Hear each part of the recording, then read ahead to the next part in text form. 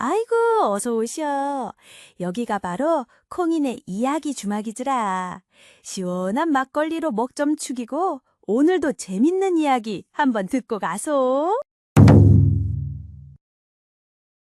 아주 먼 옛날, 나지막한 언덕 아래로 너른 들판이 강물처럼 펼쳐진 평범하고 작은 마을에 아들 둘을 둔 노부부가 살고 있었다. 부부는 젊은 시절부터 밭을 갈고 씨앗을 심으며 계절의 순리대로 살아갔고, 그들의 삶은 소박했지만 더없이 평화로웠다. 하지만 세월의 흐름은 그 누구도 거스를 수 없는 법. 한때는 장작 패는 소리만으로도 마을 전체를 울리던 아버지의 쩌렁쩌렁한 호령은 이제 가슴을 쥐어뜯는 마른 기침으로 잦아들었고, 새벽 이슬을 맞으며 밭을 갈던 어머니의 꼿꼿했던 허리는 오랜 세월의 무게를 이기지 못하고 굽은 활처럼 위태롭게 휘어 있었다.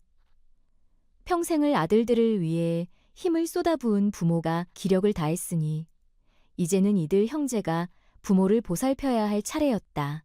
이들 형제로 말할 것 같으면 형의 이름은 만복, 동생의 이름은 수복이었다.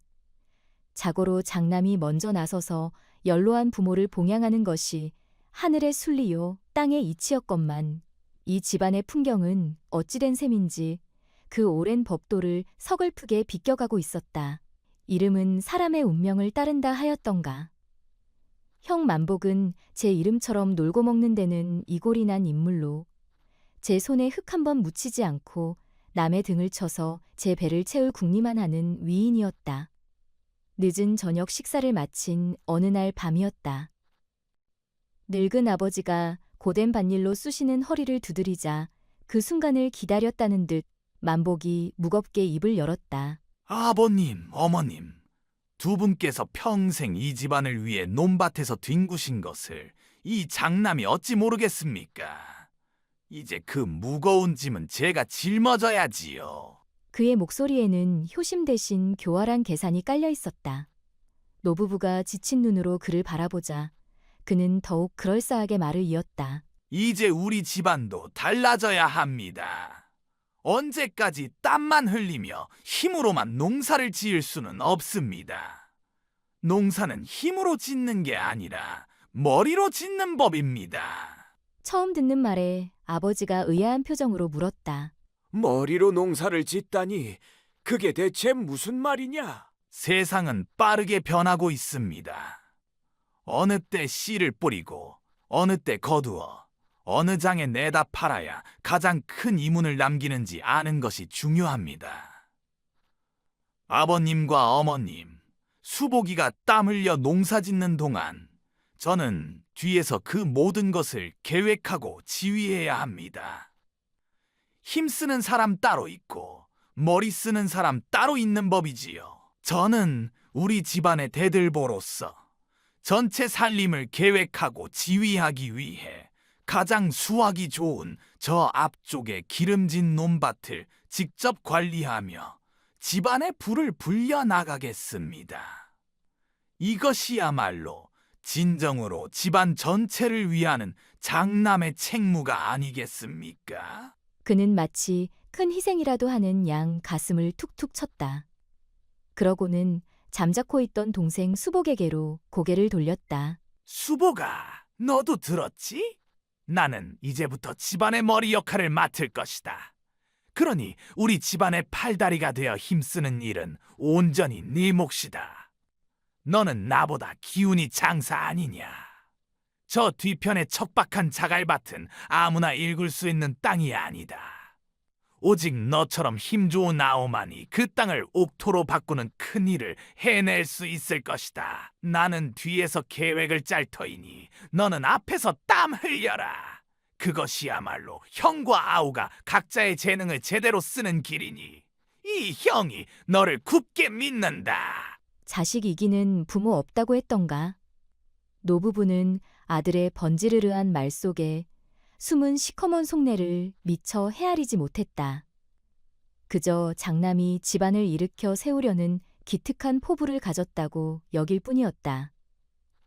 수복은 형의 뻔뻔함에 입술을 깨물었지만 연로하신 부모님 앞에서 차마 반박하지 못하고 그저 고개만 숙였다. 그렇게 만복은 교활한 혀와 장남이라는 허울 좋은 권리만으로 집안의 가장 좋은 재산을 손쉽게 차지했다. 그가 말하는 머리 쓰는 일이란 늙은 부모와 동생 수복이 땡볕 아래서 허리가 휘도록 일하는 동안 시원한 대청마루에 배를 깔고 누워 장부를 들적이는 척하거나 마을을 어슬렁거리며 누구네 빚이 얼마인지 어느 집 환자가 위독한지 엿듣고 다니는 것이 전부였다. 그렇게 엿들은 남의 약점과 불행은 곧 그의 재산을 불리는 미천이 되었다. 이웃집에 급한 환자가 생겨 발을 동동 구르면 쌀 한 마를 쥐어주고는 추수가 끝난 밭을 통째로 넘겨받는 식으로 재산을 불렸다. 흉년이 들어 모두가 굶주릴 때면 숨겨둔 쌀가마니를 풀어 헐값에 땅 문서를 사들였다. 만복은 열심히 일하는 가족들의 땀방울을 비웃기라도 하듯 그렇게 서늘한 그늘에 앉아 온갖 방법으로 엄청난 재물을 제 곳간으로 챙겼다. 만복의 재산은 그렇게 남의 불행과 약점을 파고들어 얻어낸 것이었다. 오로지 남의 눈물과 한숨을 거름삼아 재산을 불린 그는 마침내 번듯한 기와집을 올리고 마을에서 가장 많은 땅을 거느리게 되었다. 그의 집 담장 너머로는 아침 저녁으로 기름진 고기 냄새가 흘러나왔고 그의 아내는 철마다 장터에서 가장 고운 빛깔의 비단으로 새 옷을 지어 입으며 제 고운 자태를 뽐냈다. 이렇게 만복은 늙은 부모가 평생을 바쳐 이룩한 삶의 터전을 발판 삼아 제 배를 불렸고 어느덧 그 부모가 늙어 더 이상 이용할 가치가 없다고 여기게 되자 뒤축이 다 달아빠진 집신처럼 여기기 시작했다. 처음에는 마을 사람들의 눈을 의식해 마지못해 부모를 모시는 신용이라도 했다. 그러나 상위에 오르는 밥 한 그릇, 멀건국에 띄운 나물 반찬 한 가지가 마치 제 살점을 떼어내는 듯 아까웠다. 노부부가 밤새 마른 기침이라도 할라치면 만복과 그의 아내는 에이, 재수 없어.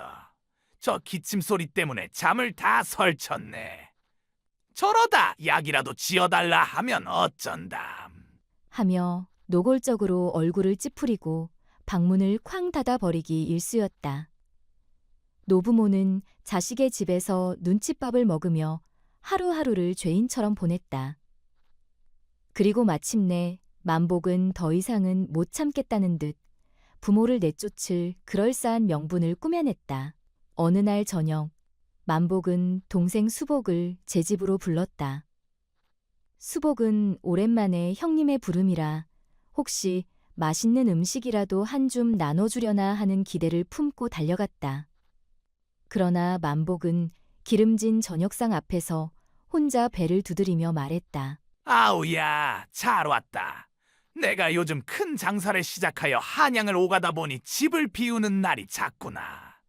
이 몸이 바쁘다 보니 부모님 끼니조차 제대로 챙겨드리지 못하는 것이 늘 마음에 걸렸다. 네가 비록 살림은 옹색할지언정 마음 씀씀이가 나보다 깊고 효심이 지극하니 네가 부모님을 모시는 것이 어떻겠느냐. 형이 그 보답으로 더 큰 돈을 벌어 내게 집도 지어주고 땅도 떼어주면 그것이야말로 진정한 효도이자 우리 형제에게 좋은 일 아니겠느냐.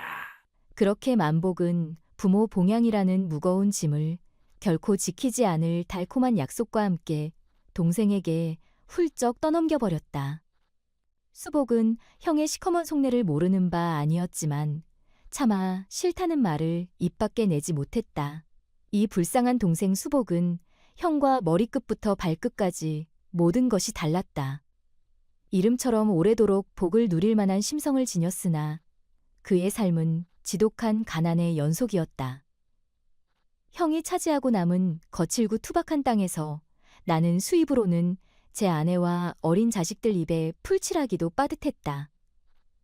그러나 그는 형의 뻔뻔한 제안을 거절하지 못했다. 차마 기력이 쇠한 늙으신 부모님을 외면할 수 없었고 제게 손해되는 일에도 싫은 소리 한마디 못하는 우직한 천성이기도 했다. 그의 아내 또한 남편을 닮아 심성이 비단결처럼 고와 아무 군말 없이 시부모를 자신들의 좁고 허름한 초가집으로 모셨다. 수복의 집은 방이 둘뿐인 작은 초가였다. 부부가 쓰던 안방을 부모님께 내어드리고 수복 내외는 어린 자식들과 함께 부엌 옆 헛간이나 다름없는 작은 건넌방으로 거처를 옮겼다. 수복에게 부모님을 모시는 일은 결코 짐이 아니었다. 다만 가난이 죄였다.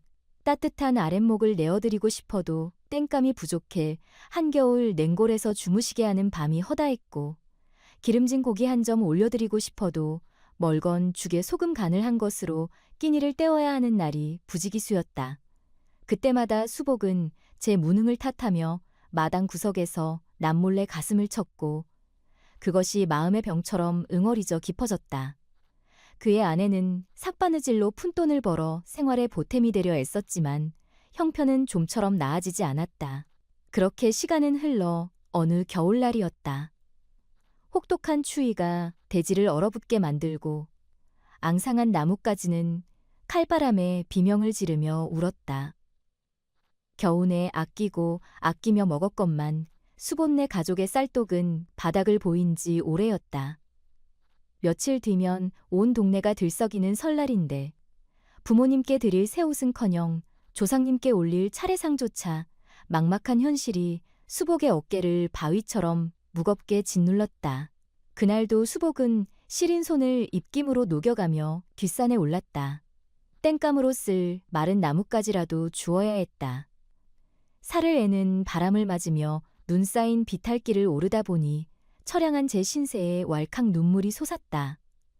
쌓이고 쌓였던 서름과 답답함, 늙고 굶주린 부모님에 대한 죄스러움이 한꺼번에 터져나왔다. 그는 텅 빈 잿빛 하늘을 향해 목 놓아 외쳤다. 하늘이시여, 무심하시기도 하지. 대명절은 코앞으로 닥쳐오는데 굶주리시는 내 늙은 부모님을 어찌하란 말입니까? 이 불효자식은 차라리 이 자리에서 얼어 죽는 것이 낫겠습니다. 그의 한서린 목소리가 골짜기를 울리며 스산하게 퍼져나갔다. 그런데 바로 그때였다. 그의 발치에서 무언가 부스럭거리는 소리가 들렸다. 고개를 숙여보니 수백 년은 좋게 되었을 법한 아름드리 소나무 아래에 새하얀 고양이 한 마리가 웅크리고 있었다. 마치 달빛을 빚어 가루로 만든 듯 티 없이 흰 털에 깊은 밤하늘을 담은 듯한 신비로운 눈을 가진 고양이였다. 고양이는 굶주렸는지 비쩍 말라 있었지만 그 자태만은 고고하고 기품이 넘쳤다. 추위에 떠는 기색도 없이 그저 고요하게 수복을 응시하고 있었다. 고양이는 수복의 슬픔으로 일그러진 얼굴을 잠시 올려다보더니 이내 얼어붙은 땅 위에 쌓인 얇은 눈밭으로 다가갔다. 그리고는 앙증맞은 앞발을 들어 무언가를 천천히 그리기 시작했다. 그 모습이 하도 기이하여 수복은 울음도 있고 숨을 죽인 채 지켜보았다. 고양이의 발끝이 지나간 자리에는 또렷한 그림이 새겨지고 있었다. 그것은 놀랍게도 지팡이를 짚고 허리가 굽은 노부부의 모습이었고 그 옆에는 텅 비어 바닥을 드러낸 밥그릇이 그려져 있었다. 수복이 방금 한탄했던 처절한 심정과 눈앞의 현실이 그림 한 폭에 고스란히 담겨 있었다. 수복은 제 눈을 의심했다. 짐승이, 그것도 고양이가 사람의 마음을 읽고 이토록 섬세한 그림까지 그린단 말인가. 그는 이것이 필시 자신의 효심에 감동한 산신령이 보낸 영물이라 생각했다. 그는 조심스럽게 무릎을 꿇고 고양이에게 경건하게 말했다. 네가 내 깊은 시름을 아는구나. 필시 너는 하늘이 보낸 영물이렸다. 이토록 누추한 내게 와주었으니 나와 함께 집으로 가지 않겠느냐. 비록 기름진 생선 한 토막 줄 형편은 못 되지만 내 온기를 나누어 추위는 막아주마. 고양이는 대답 대신 수복의 다리에 제 몸을 쓱 비비더니 그의 뒤를 얌전히 따르기 시작했다. 수복은 이 기이하고 신비로운 인연에 고양이와의 인연이라는 뜻으로 묘연이라는 이름을 붙여주고 고양이를 조심스럽게 품에 안아 제 집으로 데려왔다. 수복의 초가집에 들어온 묘연은 가족의 시름을 녹여주는 따스한 온기 같았다. 늙은 부모의 시린 무릎에 올라앉아 온기를 나누어주고 수복의 아내가 희미한 등잔불 아래서 바느질할 때면 곁에서 조용히 잠이 들었다. 배고픔과 추위에 지쳐있던 가족들은 묘연의 신비로운 푸른 눈을 보며 잠시나마 고단함을 잊을 수 있었다. 며칠 뒤 수복은 낡아 삐걱거리는 손수레에 밭에서 거둔 얼마 안 되는 봄동과 시금치 등을 싣고 저작거리에 나갈 채비를 했다. 그때 묘연이 그를 따라 나섰다. 길까지 마중 나오는가 싶었는데 묘연은 아예 손수레 위 야채 더미 사이에 가볍게 뛰어올라 자리를 잡았다. 그 모습이 어찌나 태평한지 수복은 헛웃음을 지으며 어쩔 수 없이 묘연을 태운 채 시장으로 향했다. 시장 어귀에 자리를 잡고 야채를 팔던 수복은 문득 묘연의 신비한 재주를 사람들에게 보여주면 어떨까 하는 생각이 들었다. 믿져야 본전이라는 마음에 그는 목청을 돋워 외쳤다. 자, 여러분, 구경 한번 하고 가시오. 세상 어디에도 없는 신기한 재주를 가진 고양이가 있소. 사람의 마음을 읽고 그림을 그리는 영물이오. 그의 외침에 지나가던 사람들이 코웃음을 쳤다. 웬 미치광이인가 했더니 가난이 사람을 홀렸구먼. 고양이가 그림을 그린다니. 지나가던 소가 웃을 일이로다. 하지만 호기심 많은 아이들과 몇몇 사람들이 그의 주변으로 모여들었다. 어디 그 말이 참인지 한번 봅시다. 얘 고양아, 네가 정녕 그림을 안다면 저기 하늘을 나는 새를 한번 그려보거라. 마침 그곳을 지나던 한 화공이 붓을 든 채 헛기침을 하며 나섰다. 모두의 시선이 묘연에게 쏠렸다. 묘연은 손수레에서 사뿐히 내려와 흙바닥에 자리를 잡았다. 그리고는 모두가 지켜보는 가운데 앙증맞은 앞발로 하늘을 유유히 날아가는 기러기 떼의 모습을 능숙하게 그려냈다. 그 모습이 어찌나 생생하고 역동적인지 마치 그림에서 기러기들이 끼룩거리며 날아오를 것만 같았다. 구경하던 사람들의 입에서 동시에 탄성이 터져나왔다. 웅성거림은 순식간에 시장 전체로 퍼져나갔고 구경꾼들은 구름처럼 몰려들었다. 한 아이가 제 강아지를 그려달라고 하자 꼬리를 흔드는 강아지 그림을, 한 어부가 만선을 기원하자 그물 가득 물고기가 담긴 그림을 그려주어 사람들을 열광시켰다. 사람들은 신기한 구경거리에 값을 치렀다. 그리고 이 기가 막힌 소문은 바람을 타고 고을에서 제일 가는 부자이자 신기한 것을 수집하기 좋아하는 김대감의 귀에까지 들어갔다.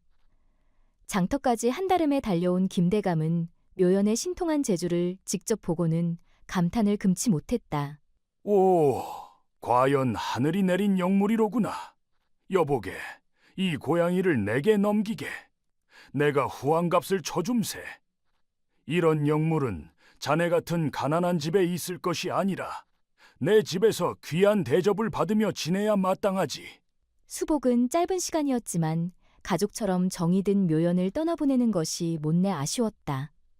하지만 묘연이 더 좋은 환경에서 귀하게 대접받는 것이 나을지도 모른다는 생각과 당장 굶주리는 부모님과 처자식을 생각하면 다른 방도가 없었다. 그는 결국 김대감의 제안을 받아들였다.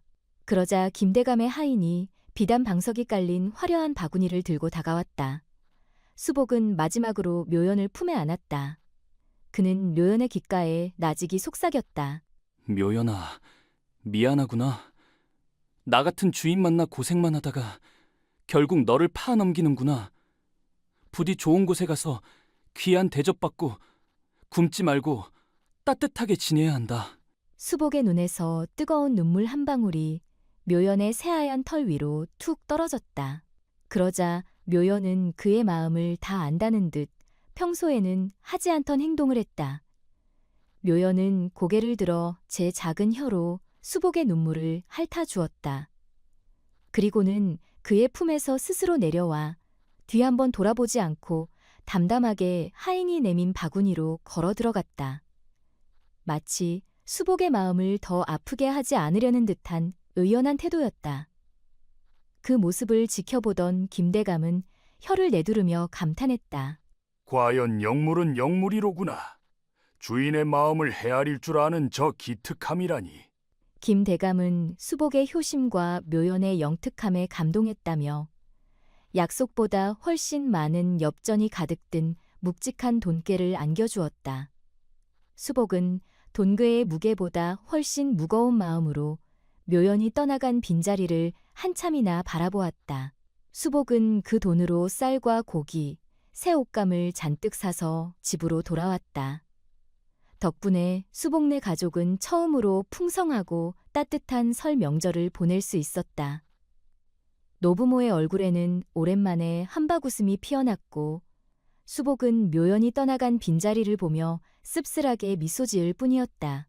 한편 동생 수복이 하루아침에 부자가 되어 풍족한 명절을 보냈다는 소문은 형 만복의 귀에도 어김없이 들어갔다.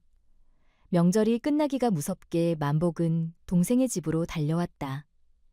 금방이라도 쓰러질 듯했던 초가집이 제법 번듯하게 수리되고 부모님의 얼굴에 혈색이 도는 것을 보자 만복의 속은 뒤틀리다 못해 시커멓게 타들어갔다. 수복이 이놈! 내 놈이 어디서 도둑질이라도 한 것이냐? 이 못 보던 살림살이가 다 뭐고 부모님은 어찌 이리 활짝 웃고 계신단 말이냐? 필시 흉한 짓으로 번 돈이렸다! 만복은 다짜고짜 동생의 멱살을 잡고 흔들며 닥달했다. 마음 착한 수복은 숨길 것도 없이 산에서 묘연을 만난 이야기부터 저작거리에서의 일까지 순순히 털어놓았다. 이야기를 듣는 내내 만복의 눈은 탐욕의 불꽃으로 번들거렸다. 그는 무릎을 탁 치며 쾌재를 불렀다. 그깟 고양이 한 마리가 그런 큰 돈이 된단 말이지. 그렇다면 나라고 못할 것이 무엇냐? 그 복은 본래 장남인 내 것이어야 했다. 그는 그 길로 집으로 돌아와 자신의 전 재산을 탈탈 털어 돈꾀에 담았다. 그리고는 곧장 고을에서 제일 가는 부자인 김대감의 집으로 향했다. 김대감의 사랑채에 들어선 만복은 거두절미하고 본론부터 꺼냈다. 대감마님, 소인에게 파실 물건이 있지 않으십니까? 내가 자네에게 팔 물건이 있다니. 그게 대체 무엇인가? 만복은 탐욕으로 번들거리는 눈빛을 감추지 않고 말했다. 그림 그리는 고양이, 묘연이를 제게 파시지요. 소인, 부모님께 지극한 효도를 하고 싶으나 가진 것이 부족하여 늘 한스러웠습니다. 허나 그 영물만 있다면 소원을 성취할 수 있을 터. 여기 있는 재물을 다 드릴 테니 부디 저의 효심을 가상히 여겨 넘겨주시지요. 김대감은 처음에는 어이없다는 듯 웃었다. 허허, 이 사람아. 천하의 영물을 어찌 돈으로 사고 판단 말인가? 썩 물러가게. 하지만 만복은 물러서지 않았다. 그는 돈꾀를 앞으로 밀어놓는 대신 더욱 교활한 궤변을 늘어놓기 시작했다. 대감마님, 소인이 어찌 영물의 가치를 돈으로만 따지겠습니까? 허나 한번 생각해 보십시오. 대감께서는 이미 고을 제일의 부와 명예를 다 가지셨습니다. 이 영물은 그저 대감의 수많은 진귀한 수집품 중 하나일 뿐이지요. 허나 저에게는 다릅니다. 저는 이 영물을 통해 늙으신 부모님께 효도해야 할 절박한 사정이 있습니다. 영물 또한 한낱 구경거리가 되기보다는 한 사람의 인생을 구제하고 효를 실천하는 위대한 일에 쓰이는 것을 더 기뻐하지 않겠습니까? 그의 번지르르한 말은 며칠 밤낮으로 이어졌다. 그는 김대감의 집 문 앞에서 곡을 하며 효도를 부르짖었고 대감이 외출할 때마다 길을 막고 엎드려 자신의 절박함을 호소했다. 고을 제일의 부자이자 체면을 중시했던 김대감은 점차 난처해졌다. 만복의 집요함은 귀찮음을 넘어 자신의 명예에 흠집을 내고 있었다. 이대로 그를 내치자니 효심 깊은 자를 박대하는 인색한 부자로 낙인 찍힐 판이었고 계속 두자니 끝없는 소란에 골치가 아팠다. 결국 김대감은 혀를 차며 두 손을 들고 말았다. 에이, 더러워서 못 봐주겠구나. 내 놈의 그 지독한 탐욕을 효심으로 포장하는 궤변에 내 두 손 두 발 다 들었다. 좋다, 가져가라. 돈 때문이 아니라 내 놈의 그 끈질김에 내가 지는 것이다. 다만 그 영물이 내 더러운 속내를 꿰뚫어 본들 내게 와서 원망은 말 거라. 김 대감은 불쾌하다는 듯 고개를 돌리며 하인에게 손짓했다. 하인은 마지못해 만복이 내민 돈꾀를 받아들고 다른 하인은 묘연을 담은 바구니를 내어주었다. 만복은 제 재산의 대부분이 사라졌지만 아깝다는 생각은 들지 않았다. 오히려 묘연의 가치에 비하면 헐값이라 여기며 속으로 쾌재를 부르고는 묘연이 든 바구니를 거칠게 움켜쥐고 저작거리로 향했다. 시장에 도착한 만복은 동생보다 더 큰 소리로 외쳤다. 자자, 모두 구경하고 복받아 가시오. 천하제일, 그림 그리는 영물 고양이요. 돈으로는 살 수도 없는 이 귀한 영물을 내가 특별히 김대감 댁에서 모셔왔소. 그의 외침에 사람들의 시선이 쏠리자 그는 더욱 목청을 높였다. 여러분의 소원을 말해보시오. 아들을 원하면 떡두꺼비 같은 아들 그림을, 풍년을 원하면 황금 들판 그림을 그려줄 것이오. 이 영물의 신통한 그림을 보기만 해도 1년 운수가 대통하고 그림 한 장 받아가면 가문의 복이 넝클째 굴러들어올 것이오. 자, 구경 한 번에 엽전 한 푼, 그림 한 장의 단량이요. 김대감 댁에서 직접 모셔왔다는 말과 복을 준다는 말에 사람들은 호기심으로 구름처럼 몰려들었다. 만복은 쏟아지는 시선에 어깨를 으쓱하며 의기양양하게 묘연을 내려놓았다. 그는 첫 그림값을 가장 비싸게 받기 위해 돈 많기로 소문난 포목점 주인을 쳐다보며 묘연에게 윽박질렀다. 자, 묘연아, 내가 너를 데려오려고 쓴 돈값을 해야지. 저기 비단 장수에게 비단 창고가 넘쳐나는 그림을 그려주어라. 어서 너의 신통한 재주를 보여다오. 하지만 어찌된 일인지 묘연은 꼼짝도 하지 않았다. 그저 만복을 차가운 푸른 눈으로 노려볼 뿐이었다. 묘연의 눈에는 만복의 마음속에 가득 찬 조급하고 천박한 탐욕이 비치고 있었다. 만복은 애가 탔다. 그는 묘연을 발로 툭툭 차며 더욱 거칠게 소리쳤다. 이놈의 고양이가 어서 그림을 그리지 않고 무얼 하느냐? 그러나 묘연은 마치 돌처럼 굳어 미동도 하지 않았다. 웅성거리던 사람들은 점차 수군거리기 시작했다. 저거 그냥 보통 고양이 아니야? 김대감 댁에서 사오긴 뭘 사와? 순사기꾼이로구먼. 돈만 밝히는 저 심보를 고양이가 꿰뚫어 본 게지. 사람들의 비웃음 소리가 사방에서 날아와 만복의 얼굴에 비수처럼 꽂혔다. 잔뜩 기대했던 계획이 수포로 돌아가고 전 재산을 쏟아부은 일이 웃음거리가 되자 만복은 이성을 잃었다. 분노가 머리끝까지 치밀어 올랐다. 이 쓸모없는 짐승! 내 놈 때문에 내 체면이 뭐가 된 줄 아느냐? 그는 분을 이기지 못하고 묘연의 앞발을 힘껏 내리쳤다. 퍽 하는 소리와 함께 묘연은 울음소리를 내며 바닥을 뒹굴었다. 그 신비한 그림을 그리던 앞발을 다치고 만 것이다. 사람들은 만복의 포악함에 경악하며 혀를 찾고 만복은 절뚝이며 도망치는 묘연을 길바닥에 내팽개친 채 욕설을 퍼부으며 집으로 돌아가 버렸다. 이 끔찍한 소식을 전해 들은 수복은 한달음에 시장으로 달려갔다. 길모퉁이에서 절뚝거리며 가쁜 숨을 몰아쉬는 묘연을 발견한 그는 뜨거운 눈물을 흘렸다. 그는 묘연을 다시 집으로 데려와 정성껏 치료했다. 묘연은 다행히 목숨은 건졌지만 다시는 앞발로 그림을 그릴 수 없게 되었다. 신비한 능력을 영원히 잃어버린 것이다.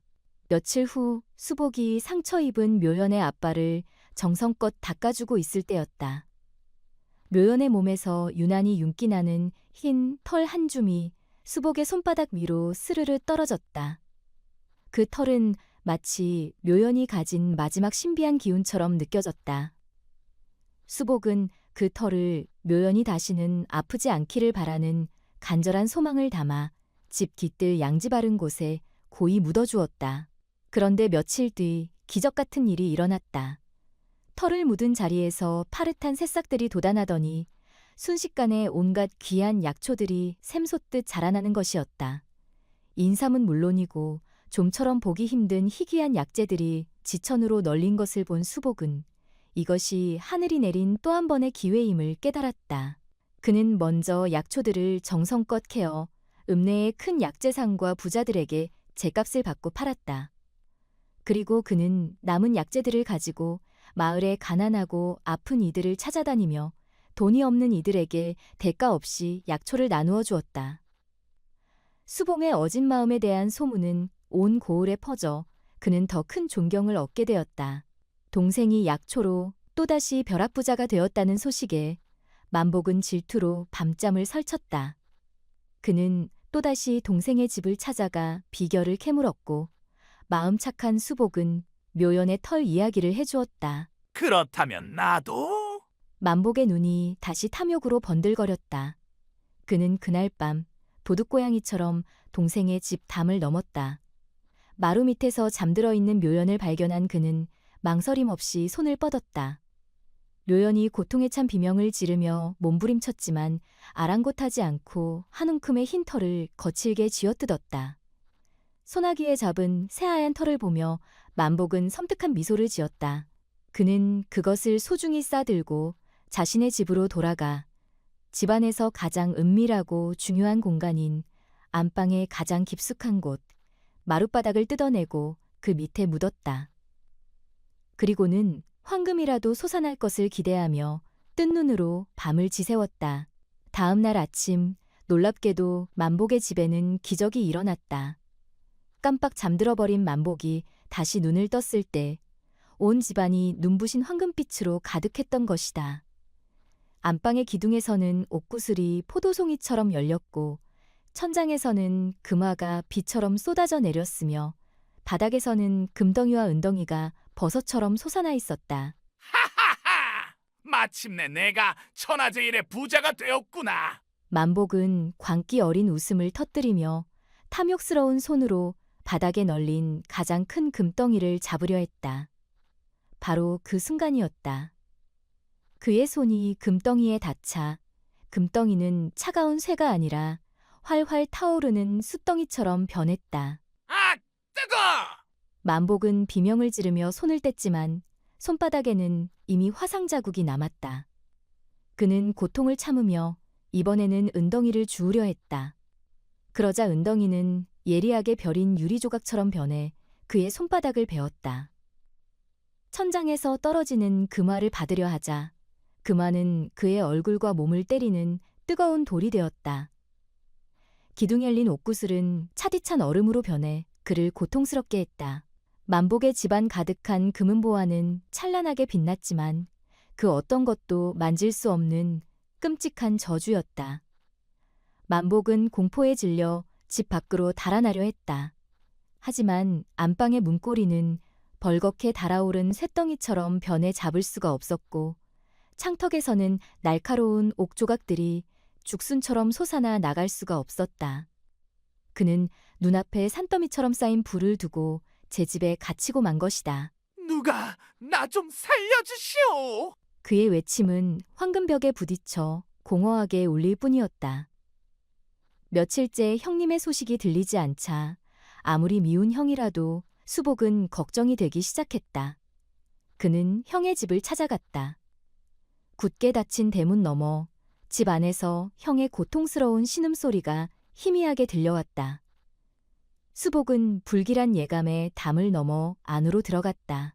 마당 한쪽에서는 형수가 겁에 질린 얼굴로 멍하니 서 있을 뿐 감히 집 안으로 들어가지 못하고 있었다. 수복은 눈앞에 펼쳐진 광경에 할 말을 잃었다.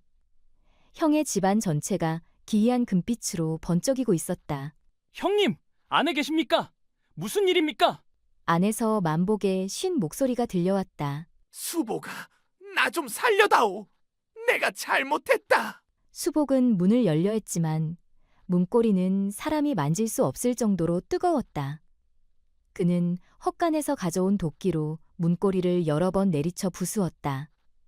문틈이 벌어지자 문턱에서는 날카로운 옥 결정들이 서리처럼 돋아나 길을 막았다. 그는 자신의 두꺼운 옷자락으로 발을 감싼 뒤 조심스럽게 결정들을 부수며 길을 텄다. 마침내 문이 열리자 그 안에는 값비싼 비단옷이 다 해지고 온몸에 그을음과 상처 자국이 가득한 만복이 잿더미 같은 몰골로 쓰러져 있었다. 그는 자신을 구하기 위해 애쓰는 동생의 모습을 보고 그제야 자신의 죄가 얼마나 깊고 어리석었는지를 뼈저리게 깨달았다. 그는 동생의 바짓가랑이를 붙잡고 뜨거운 눈물을 통곡처럼 쏟아냈다. 수보가, 내가 잘못했다. 이 못난 형이 죽을 죄를 지었다. 내 탐욕이 금빛 감옥이 되어 나를 가두었구나. 진정한 복이 무엇인지 이제야 알겠다. 수복은 말없이 눈물을 닦아주며 형을 부축해 일으켰다. 형님, 괜찮습니다. 다 지난 일입니다. 이제 모든 것을 잊고 저와 함께 저희 집으로 가시지요. 만복의 집을 가득 채웠던 날카로운 금은보화는 그가 진심으로 뉘우치는 눈물을 흘리자 신기루처럼 스르르 사라져버렸다.